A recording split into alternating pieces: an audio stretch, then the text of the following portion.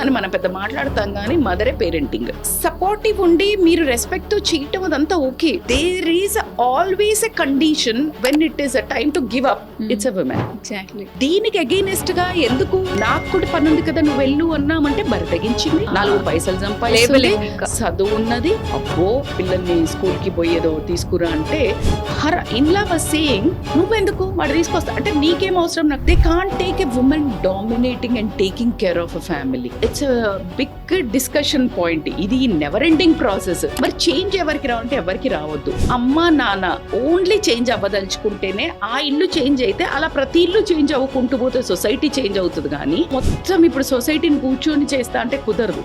Mother father వాళ్ళు అది చూస్తూ ఇదేదో సోది చెప్తున్నారు వీళ్ళు అని అక్కడి నుంచి లేసి వెళ్ళిపోకుండా అసలు పేరెంటింగ్ అంటేనే నర్చరింగ్ గా సోల్స్.